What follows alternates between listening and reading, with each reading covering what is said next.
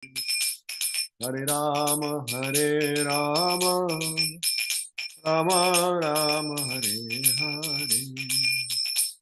Hare Krishna, Krishna Krishna, Hare Hare. Hare Rama, Rama Rama, Hare Hare. Jaya Radha Giridhari Radha Giridhari Radhe. Jaya Radha Giridhari Radha Giridhari Radhe. Jaya Jagannath Jaya Baladeva Jaya Subhadra Jaya Jagannath Jaya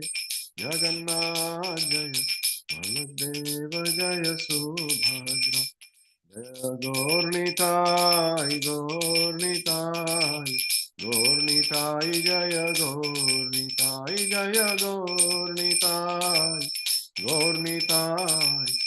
Gaurnitai Jaya Gaurnitai. Prabhupada Jaya Jaya Prabhupada Jaya Prabhupada Prabhupada Jaya Prabhupada Jaya Gurudev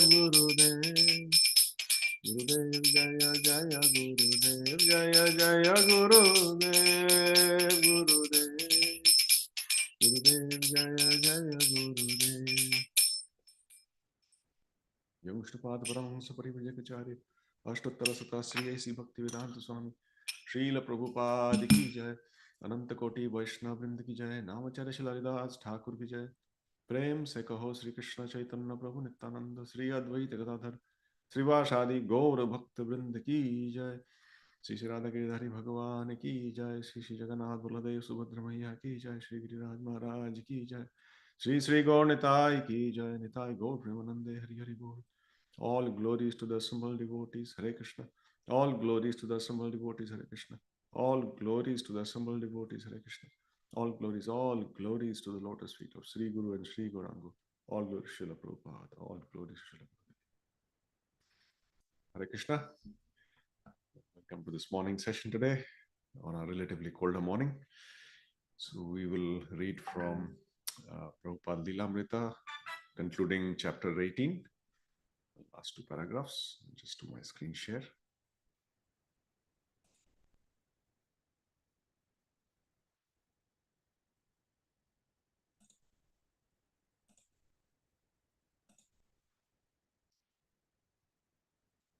Okay. Srila Prabhupada ki jai. Srila Prabhupada Lilamrita ki jai. Although he was engaging the boys in cooking and typing, Prabhupada was not doing any less himself.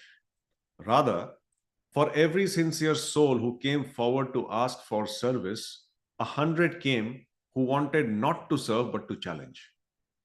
Speaking to them, sometimes shouting and pounding his fists, Prabhupada defended Krishna against the Mayavad philosophy.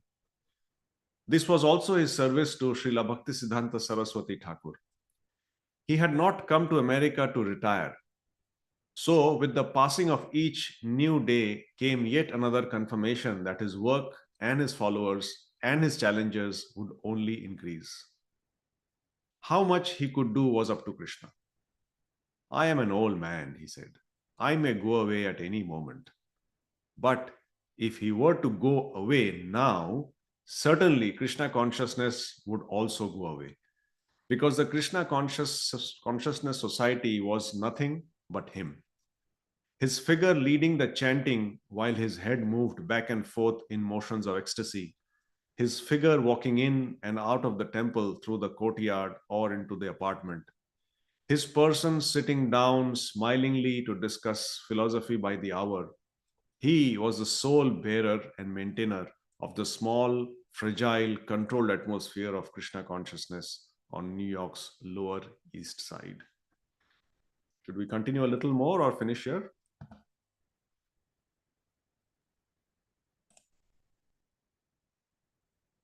We can finish there, bro. Thank you. Fine. Thank you, bro.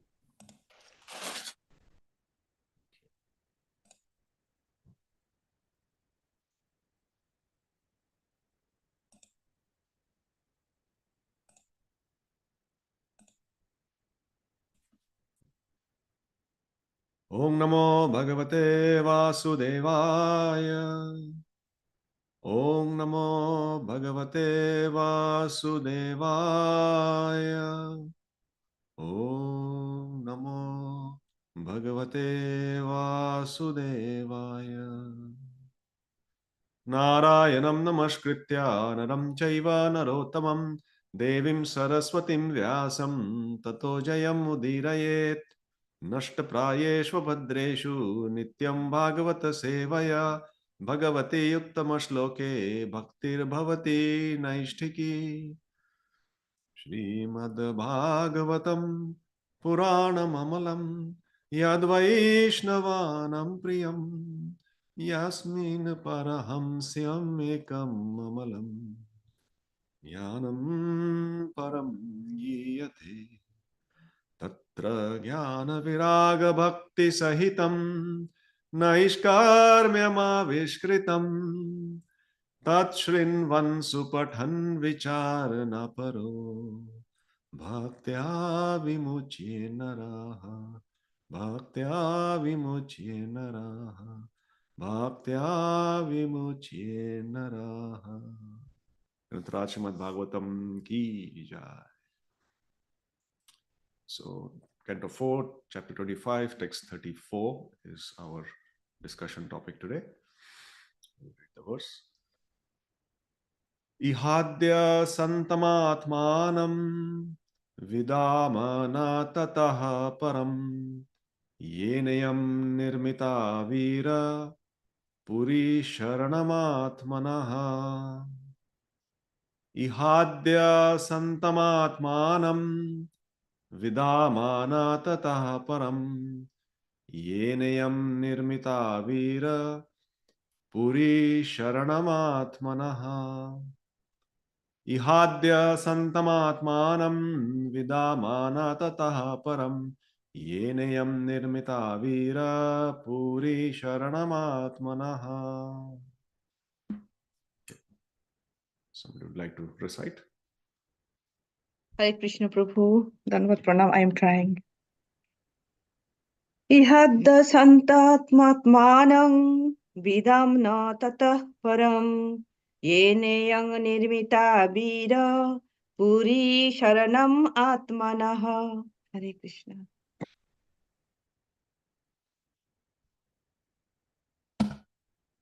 Anybody else?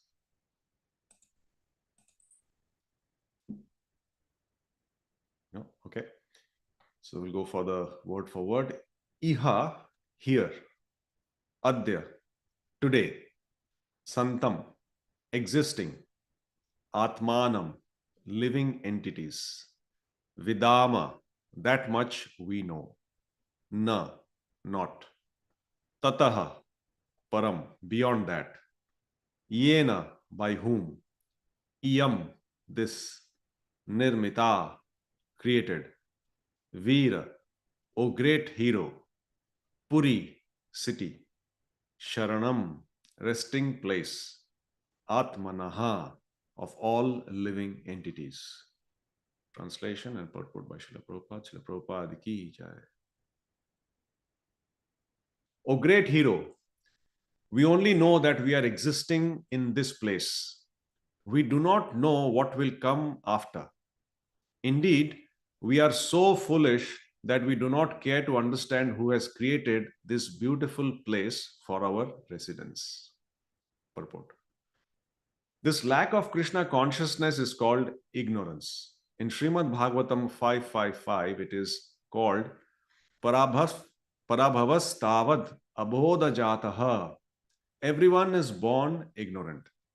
The Bhagavatam therefore says that we are all born ignorant within this material world.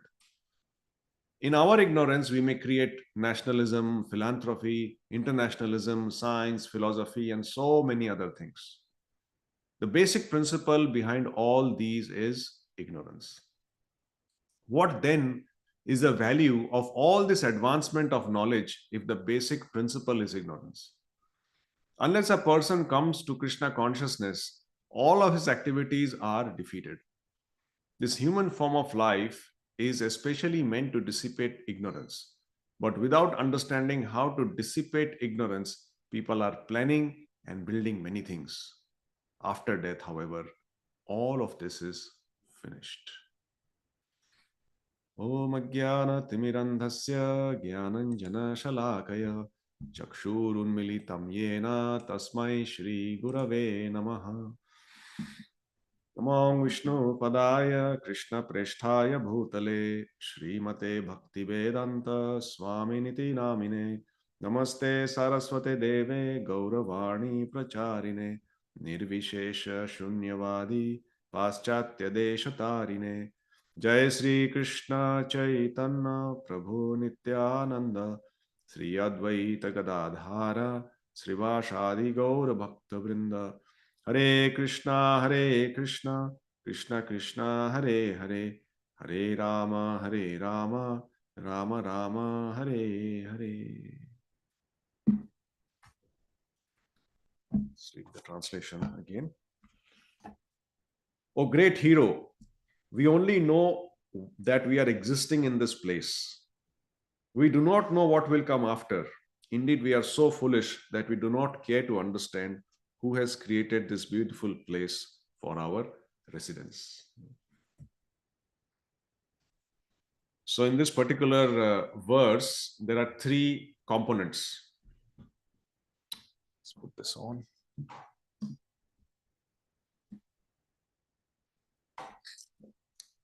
So there are three components or 3 points that we can understand. So first is that, oh great hero, and we have understood from the previous verses, as Maharaj was explaining the last few days, that first, this whole conversation is between Puranjana and this beautiful girl who's also going to be called Puranjani, as we see ahead. And there is this conversation.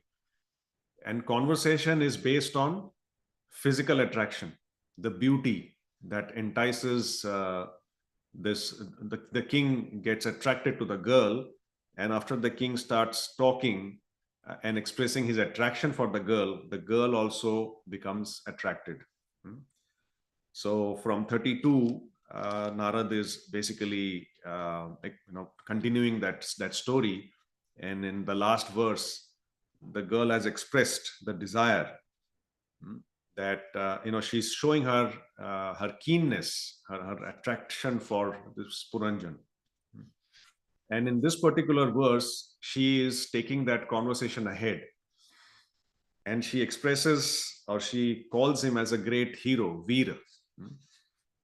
Now, how does she know that he's a Veer? Just by seeing that he's a king, she assumes he's a Veera. But it is also sometimes said that, when we are attracted, we assume many things, which may or may not be true. But everything has to fit into our scheme of things, because we are attracted. We want to make sure in our mind that everything falls in place to our expectation. So she assumes that he's such a handsome, such attractive person. He must be a Veera, a hero.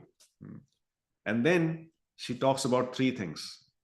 And these 3 things, if you see, can be understood on a literal level, and it can also be understood on a subtle level, which Prabhupada explains in the purport.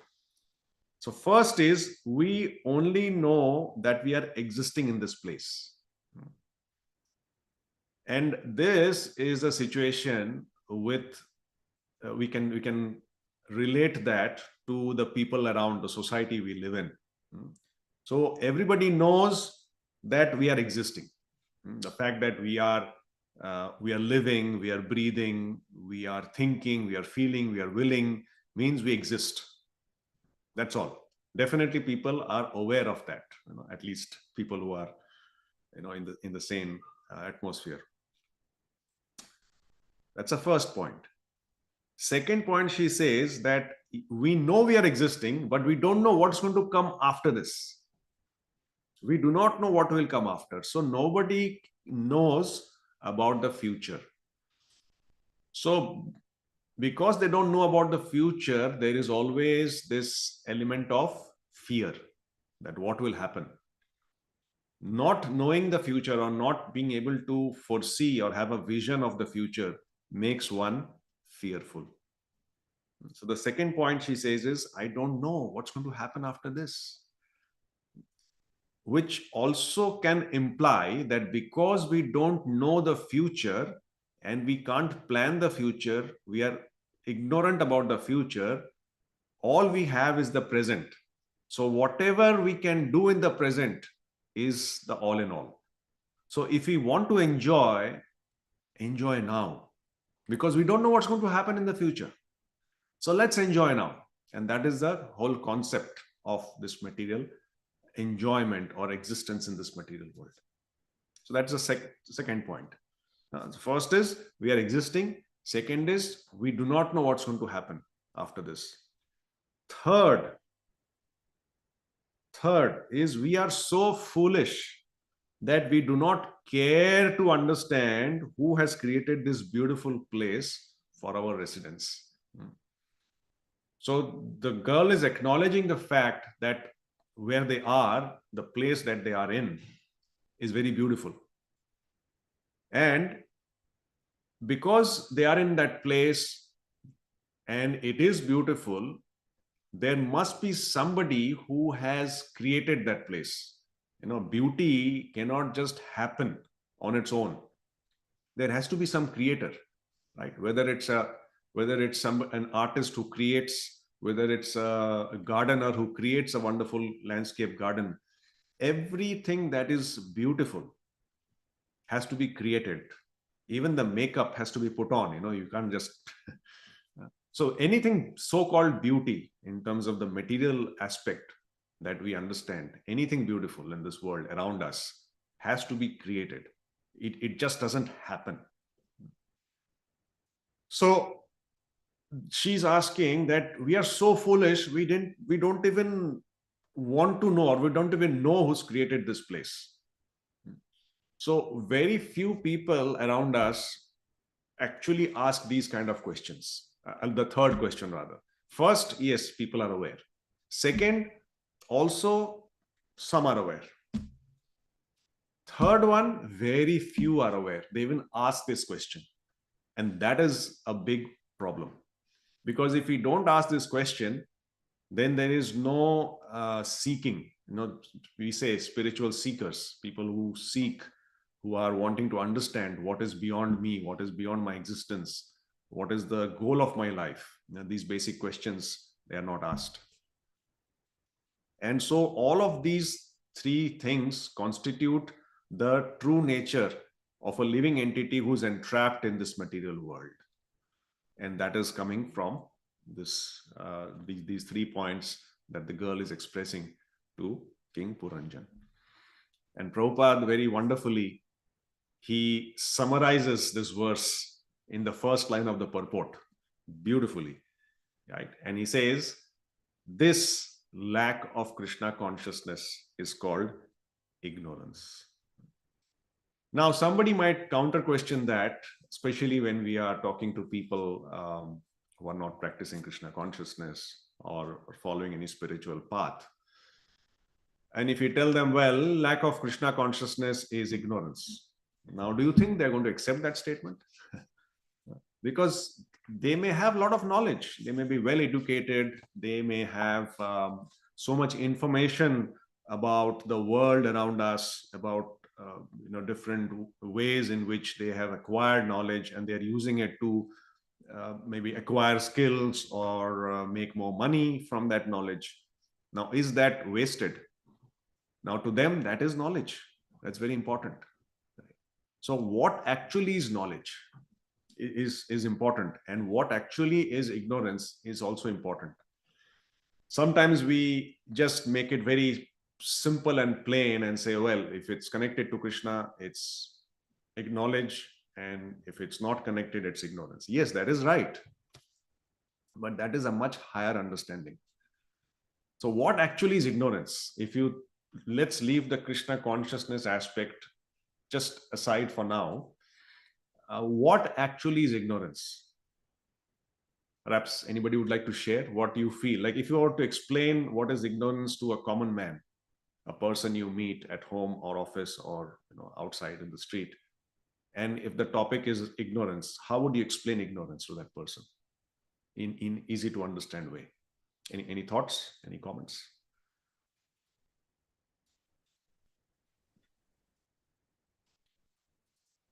Prabhu, we can, Hare Krishna, Prabhu. Arikshabu. We can say we do not know who we are, so we are in ignorance. Yes. First thing, I Yes. mean, if you ask somebody who you are, then say, my name is so and so. But if they don't know who actually they are, then they are in ignorance. Absolutely. Absolutely. Yes. Thank you, Prabhu. True. Because that is something you can relate to. Nobody knows who they are. They just know their name. They don't even know the goal of their life. Forget who they are. If you really ask somebody, what's the goal of your life? What have you thought about yourself? I mean, I'm not talking about students. I'm talking about adults who are in the working life. Even they don't have an answer to this question. So yeah, absolutely right. And any other thoughts? Those who always think about their body and beyond the body, they don't think anything. Yes, they don't think beyond the body, and that's because they have no information that something is there beyond the body. Yeah. They don't know about the soul. Yeah, who is he? Exactly. Most of the people don't even believe life after death. Yeah. They only know this life. I mean, the whole idea of the civilization we live in today is believe what you can see, believe what you can actually experience. That's all. Yes. Anything that you cannot do beyond that is all false, is somebody's imagination. Who knows? So this is the society we are in. About even Christianity, yeah, they don't believe after death. Correct. Yeah. Yeah, also they have, even amongst them, they have different beliefs, subgroups. So anyway, we'll not get into that. Yeah. Yes, you're right. You're right. As a general, they don't believe after life after death. So what is basic ignorance? So the actual answer to that is in that word itself. So what is ignorance? The answer to that question is in that word itself. And the answer is ignore. So ignorance has the word ignore ends. So ignore is the answer. What do you mean by that? What do you mean ignore? So the example that we often hear from other devotees and we also have in mind is a typical example of a person coming to a new country, say New Zealand, and learning to drive and learning the new road code. Now that person, if he doesn't read the road code just because he knows how to drive a car in his home country, he comes to New Zealand and he starts driving, and on a normal road he's driving at 70 kilometers an hour where it's actually a 50-kilometer zone, and he's stopped by the cops and he's asked, I mean, he's fined. Now what will he say? Say, oh, I didn't know. And that becomes an excuse. Because I don't know, you should not penalize me.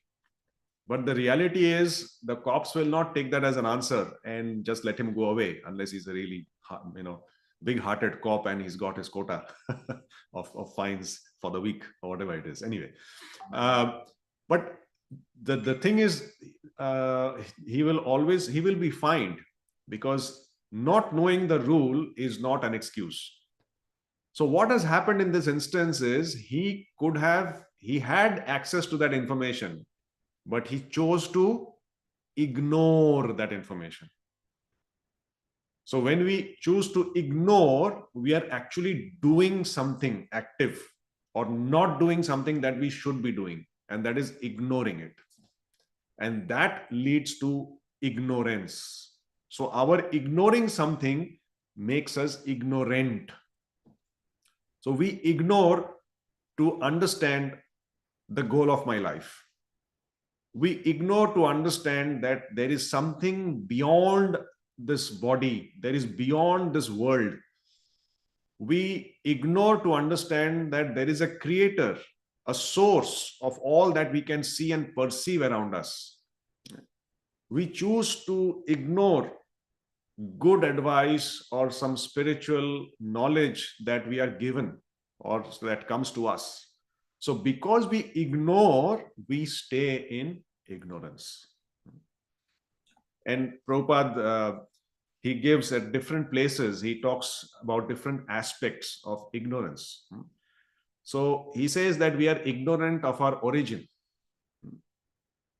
And in this verse, Prabhupada also mentions that actually everybody in this material world is born ignorant. Janmana jayate shudraha. So everybody in this world is born in ignorance and is a Shudra. Then samskarat bhaved dvija. Veda pathat bhaved vipraha. Brahman janati iti brahmana. Everybody is born ignorant. But by samskaras, one becomes twice born. And after studying the Vedas, the scriptures, one becomes a Vipra. And a person who is searching after the supreme absolute truth, Brahman, is actually then qualified to become a Brahmana. So it's a process. But if somebody chooses to ignore these things, then he will remain Janmana Jayate Shudraha. So he will continue to be a Shudra, continue to be in ignorance. And we also here understand that people who are in so-called influential positions, people who give knowledge to people, motivate people, they consider themselves very, very learned, very, very scholarly. People who are PhD holders or just famous as great knowledge givers. But is that knowledge? Is another question. Now, anything that is not permanent is temporary and will keep changing. So what is the value of such knowledge? So if that thing is constantly changing and it doesn't remain, what you say today may not be valid after 2 years or 5 years or even 10 years max. Some things will change. The philosophy changes, just like technology changes, right? The way we communicate, the way we impart knowledge changes. Even the knowledge itself, the content itself changes because there's constant research. So in this material world, so-called knowledge that people are proud of constantly is changing. So we are Satchidananda. We want to have access to that knowledge that is eternal, that doesn't change. And because that knowledge we keep getting keeps changing, we are not satisfied, isn't it? We don't feel satisfied with the knowledge. We may get some immediate benefits, like we do a course and we may get some some promotion and some increment. But after a few years, what happens? You have to search for something else. Because if you don't keep upgrading yourself, you cannot make progress. So our mind is never satisfied. Our intelligence is never satisfied with such knowledge, such material knowledge. It's constantly seeking. It's dissatisfied. It's constantly looking for something more. So such knowledge, which is material, which is temporary, what is the value of such knowledge? Just like Sanatan Goswami, when he met Chaitanya Mahaprabhu for the first time, as you would recollect, there's a very nice verse or comment he made. And he was, as we understand, he was one of the richest person of his times. Just like today we talk about Elon Musk and Bill Gates and so many other people, Mukesh Ambani. That time his name was one of those big rich people. And when he came to meet Chaitanya Mahaprabhu, what did he say? First thing he said is, Ke Ami. So he's saying, Ke Ami means, who am I? He's such a big person, famous personality, rich, opulent. He's coming in front of Chaitanya Mahaprabhu and saying, Ke Ami. Kene amare jare tap troy. Kene amare jare tap troy. Why tap? ताप त्रय यानी 3 तरह के ताप So threefold miseries, jare, they keep troubling me. Who am I? These threefold miseries are always troubling me. And then he says, Iha nahi jani kamone hit hoy. That I don't know what actually is beneficial for me. Who is saying? Sanatan Goswami. Who so many people follow, who so many people look up to, who is a role model for so many materialists at that time. He's saying to Mahaprabhu, I don't know what is beneficial to me. Just like Arjun in 2.7, he says that I have lost my composure. He was not an ordinary person, both in terms of military knowledge and spiritual knowledge, but he surrenders to Krishna. So only a person who understands or who realizes that he's in ignorance can ask such questions. And that is the start of spiritual life, or that is a start of human existence actually.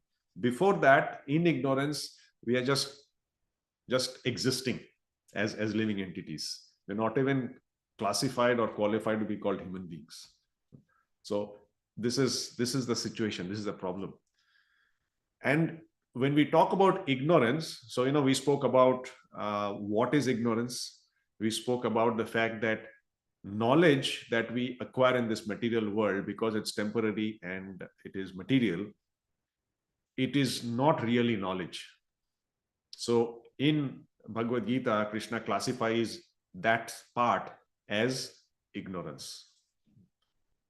And in Chaitanya Charitamrita, Adi Lila 1102 purport, Prabhupada gives 5 types of ignorance, which may be very relevant for us to contemplate on. Right? Because although we understand this subject matter, it is good to tell ourselves or remind ourselves that we have to be careful.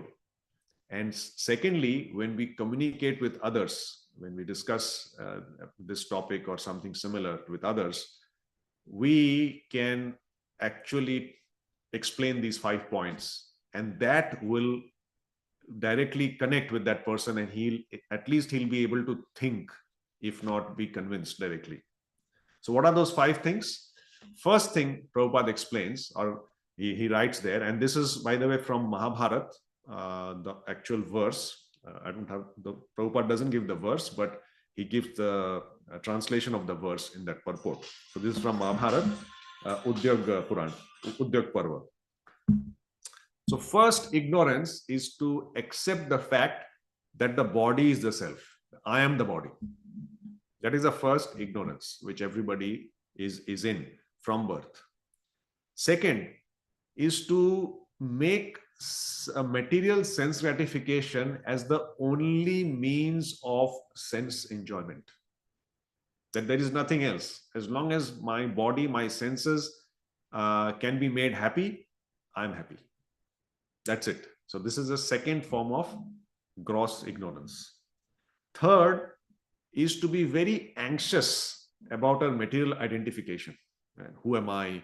And now we see that people are taking care of their externals so much, whether it's on online media or they're just going out to meet people. There's so much identification on the material, on material identification, and they're anxious. They are very stressed about it. Fourth is they're always lamenting. Oh, I wish this would happen. I wish that would have happened. Because they know as they age, they're coming closer and closer to death, although they don't accept it. I don't like talking about it, but internally, everybody's fearful that my time is coming. And what have I done? I could have done more. So that lamentation is natural. That's a fourth one. And the fifth one is to think that there is something beyond the absolute truth. So yes, God may exist, but there must be something beyond God. Or in absolute truth may exist, but there is something beyond absolute truth. So they have no idea. It is speculative knowledge, but based on the speculation, they are undissatisfied and fearful. So all of these 5 components are different forms of ignorance that we face. And in Bhagavatam also there is another description that when Brahma created, he was to create this material world, he had to go through a lot of challenge because everything related to the Supreme Lord is Satchidananda. So to create something for living entities who want to become lords, he had to create this material nature. And to create this material nature, he had to focus on one aspect. What is it that brings us down to be associated with Krishna's superior, inferior energy? And that is our ignorance. So he had to create 5 types of ignorance when he started creating this material world. And if you're keen, do read. This is from Canto 3, chapter 12, text 2. Brahma, he created these 5 things, and maybe we don't have much time, but I'll just touch upon those 5 points. First is tamaha. Tamaha, as we know, is the darkness of ignorance.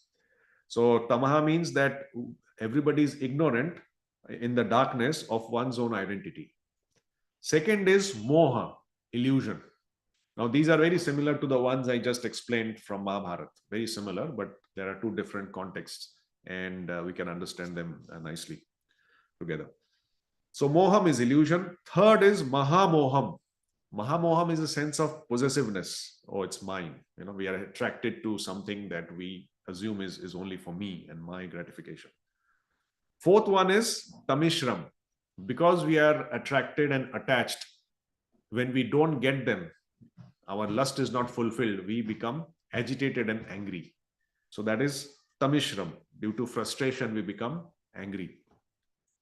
And fifth is andha tamishram, which is that we accept that death is the ultimate conclusion of this material life. That's it.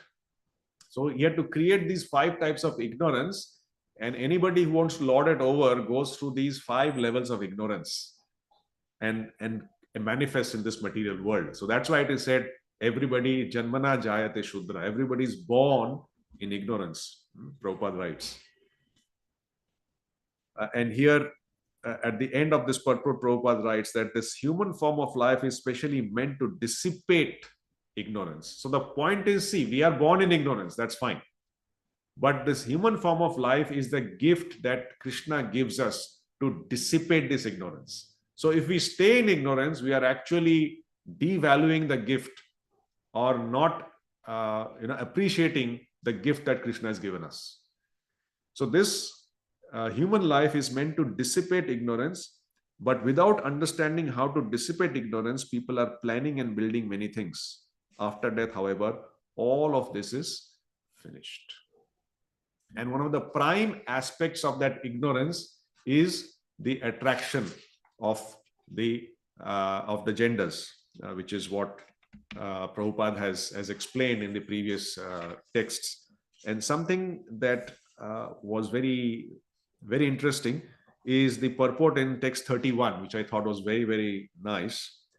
More in terms of the opposite gender and the interactions that they have, and how the present society is based around the sexual attraction.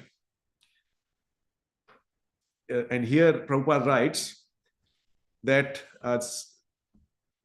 such speech is typical of a living entity attracted by the opposite sex. So as we said, when the girl is appreciating the beauty of King Puranjan, and Puranjan appreciated the beauty of this girl, they said many, many things which they perceive, which may not be true, but which they perceive. So he writes that this is called bewilderment. What we see, we just speculate and we believe that is the truth and we accept that. This is called bewilderment, occasioned by becoming conditioned by material nature. When thus attracted by the beauty of the material energy, one becomes very eager to enjoy. So as soon as we get that opportunity, that is the nature of this material world, we want to enjoy. But we forget that enjoyment is temporary. And that is the ignorance. So how to dissipate ignorance? Here there is another verse from Chaitanya Charitamrita that says, Krishna kahe ama bhaje mage bishoy shuk. Amrita chhadi bish mage ei bodo murkho. So Krishna says that by leaving me, this person is wanting material happiness. I am trying to give him nectar and he is asking for poison. How foolish he is. So how does Krishna give us that nectar? Through the association of devotees. So in that association, first thing that happens is our ignorance starts dissipating, it starts going away. First lesson or first thing we are told is chant. Why you chant? Because there is so much conditioning here. Because there is so much conditioning here, when we hear the holy name, it doesn't have start doing effect immediately. I mean, it starts doing, but the effect is very slow. So when we start chanting ourselves, all the impurities, they start, dissipating, going away. So when we hear the message, when we get the true spiritual knowledge, it actually stays, and it enters our heart. It purifies and it helps us, or it encourages us. We get some realization and we feel inspired to follow those instructions. And as we start following the instructions, the big ignorance load that we were carrying slowly starts getting smaller and smaller and smaller and smaller and smaller. We are still having some amount of contaminations, and that's why we are in this material world. But as we keep sincerely engaging in devotional service, associating with devotees, serving the devotees, the ignorance that we have will keep getting lesser and lesser and lesser, till we come to the point of complete purification. Yes. And that's why this association, that's why having a spiritual master is extremely important. If we are bereft of these two, then for sure the level of ignorance that had come down because of our spiritual practice, if we are not sincere in these two things, it will again keep going up, because we are surrounded by ignorance, right? It's like saying that, it's cold, it's a cold morning, and yes, we were used to, wearing summer dress, shorts and, whatever. And in the morning like this, when the temperature comes down to, 10 degrees, 12 degrees, if we assume that, oh, it should be the same like I did yesterday, it was, 20 degrees, let me just go out. What will happen?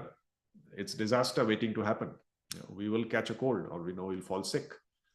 But if we understand that, yes, look at the temperature, you wear warm clothes and then you go out, you are protected. So it is our knowledge, it is the understanding we get from the association of devotees, which helps us discriminate and helps us do our work in a way that we are following the instructions of Krishna.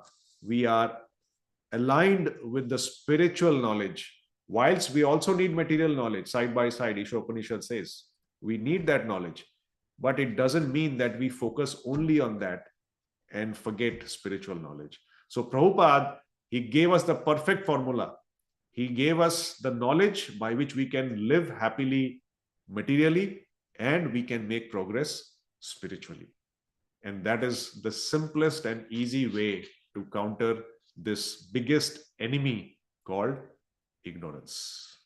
Thank you very much. Srila Prabhupada ki jai, Srimad Bhagavatam ki jai. I know it's a very wide topic, so if somebody wants to add to this, please welcome.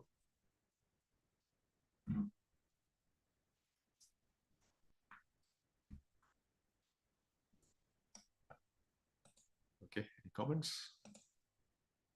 Hare Krishna, Prabhuji. Hare Krishna. Very, very nice class, Prabhu. I really liked the definition of ignorance. It will always stay with me now. That we choose to ignore, so we are in ignorance.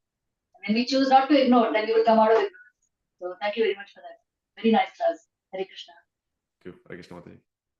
Thank you, Prabhu. Hare Krishna. Next class. Prabhu, the first question the lady asked, I don't know where am I, who am I? I mean, just starting question. He doesn't know where. I mean, somebody should know at least materially where they are in the garden or who they are. You know?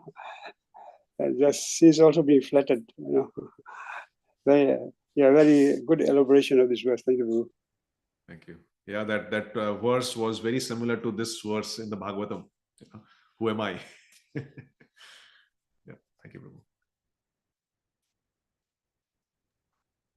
Okay, anybody else? Any comments, questions before we begin? Yes, Hare Krishna Prabhu, yeah, very nice class from the beginning, and that Bhagavad Gita, it has been told, who am I? And the first Brahma Jigyasa. That's why we are in ignorance. And some people in this material world, they are having problem, but still they don't have any question. So how they will get that knowledge and how they will come out from that ignorance and when they will come out? Yeah, absolutely right. So the example given is somebody is in the well, you know, they're fallen in the deep well, and they're saying, pull me out, pull me out. And then somebody on the top has thrown the rope down and is telling that person, please catch the rope. But the person is arguing, no, no, no, you pull me out. I will not catch the rope. You pull me out. Now, how can you help such a person? Right? That is the nature. That is the nature of this material world. So that's why Prabhupada has given us wonderful processes. He's saying to such people, in fact, to everybody, we should distribute prasadam. We should somehow or the other give them Harinam. We should give them Prabhupada's books. Right? So they are small things, but one day their life will change. So sometimes we don't know what is their level of conditioning, how many years of conditioning is there. So just by saying one thing, they may not have the, all the coverings may not be immediately opening to receive that knowledge. But at least when they hear Harinam, have Prasad, their coverings will slowly start opening up. Eventually it will completely. And that is the assurance of Krishna. So yeah, we just have to, if they're not accepting this knowledge or they're not accepting the process for some reason, we just see where is it that they can be engaged. And if nothing happens, just give them Prasad, just give them Harinam, just give them Prabhupada's books and pray, that somehow or the other, one day they take to this. Even so much difficulties to them, and they're feeling, oh, we are very happy, very happy. Sometimes I think we are in Krishna consciousness, maybe we are not happy, they are happy. Because everything means they are in so much problem and always smiling and things, and they're thinking, oh, they are very happy. It's correct. That's the nature of this point. Yeah, you nicely discussed about these 3 points in the translation, and you have nicely told about that ignorance, 5 types of ignorance from Mahabharata and the Brahma. Thank you, Prabhu.